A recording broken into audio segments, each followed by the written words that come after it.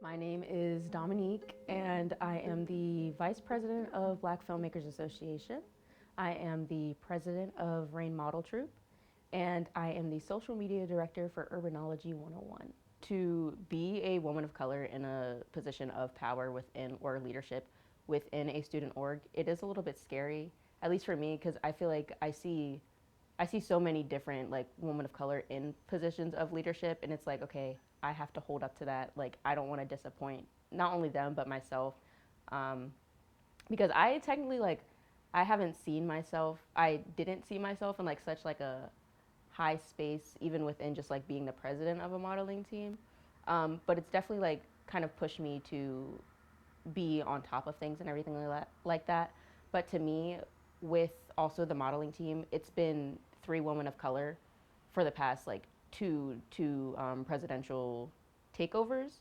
So it's kind of like a torch that's being passed down in that sense, and that's what I really liked about it, um, for me personally.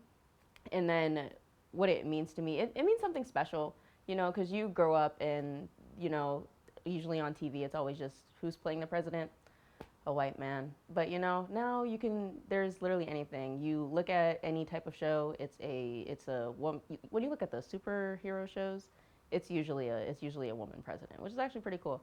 But to me, that kind of I put myself in that category as being a superhero president.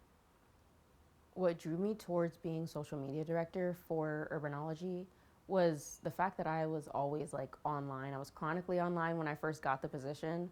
I got the position in January of 2023. So when they needed a new social media director, I was like, I'm right here, I'm right here.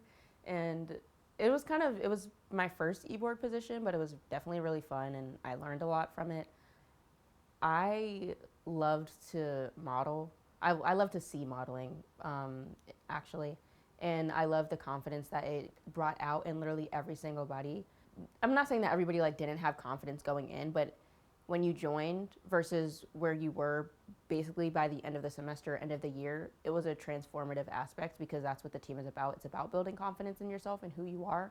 So I've seen people find their styles. I've seen people find who they are, their personality, and that's kind of what drew me to wanting to be president is because I wanted to see that from, okay, can I make this change just like others have done for me and just how others have done for the other people on the team. And when it comes to the Black Filmmakers Association and wanting to be in the vice president role, me and the president, we kind of co-founded it together. So it was definitely, there was nobody that I was technically like looking up to for that position, but I knew what I wanted to be going into there. I wanted to be that person that, is vibrant enough to like pull you in to wanting to be a part of the org. Come join us. That was like my like goal for wanting to be in Black Filmmakers Association because we're a new group. It always starts off small, but even within the past year, we've grown tremendously in the members of our org. So I would say I reached my goal for Black Filmmakers Association. When it comes to BFMA, it's a lot of new students, it's a lot of freshmen, it's a lot of outside filmmakers who aren't a film major, but they want to learn more about film. And so I definitely always want to take on that mentoring role. Like, okay, here's the camera, here's a call sheet, here's a shooting schedule, here's how we do things, just so that they're more knowledgeable and because they're there to learn. And so if somebody's there to learn, I want to take them in and be their mentor and I try to help them out as much as I can. And when it comes to finding that mentorship and helping people grow and learn within the modeling team, it's more of asking them what they want to get out of it and asking them, hey, if they have any questions for me, like I'm always an open book, but I tend to not want to show the behind the scenes of everything up front because sometimes it is stressful and I don't want them to like be distant. Oh, I don't want them to get distant away from that. Be like, oh, she looks stressed. I don't want to do that anymore. So I try and be positive, try to stay with a positive outcome that'll help more with them wanting to be in the position rather than, I don't want them to focus on the negative. I want them to focus on the positive and the upbringingness that you could be within the leadership role. I do feel that there are times that my voice isn't being heard. I can't really think of like crazy like big examples, but there's those like small moments that are like, oh, hey guys, why don't we do this? And then it's just in the back while everybody else is, talking up front. And when I first got into like positions of leadership, I would go, oh, it's okay, maybe next time, oh, I have to speak up, this, that, and the third.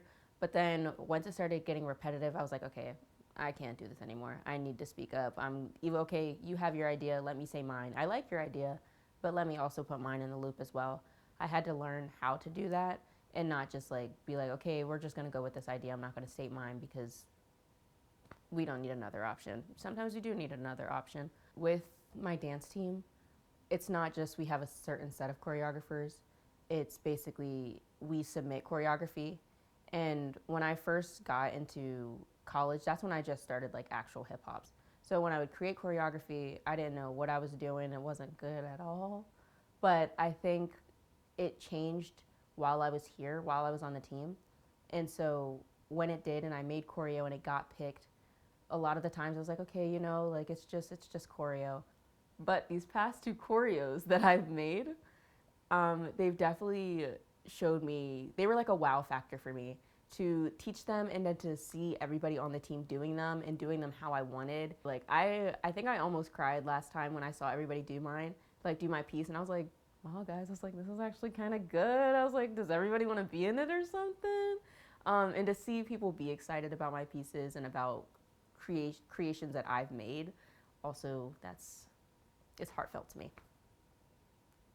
The impact I hope to leave on all of my organizations is to be yourself, is to not because you get put into a specific position of power, you feel like you have to be serious all the time. You feel like you have to be scary or anything like that. For me, I can be serious at times. But when it comes to everything, I just love to have personality. I love to show people personality. And I feel like with me, I try and bring that out of people as well.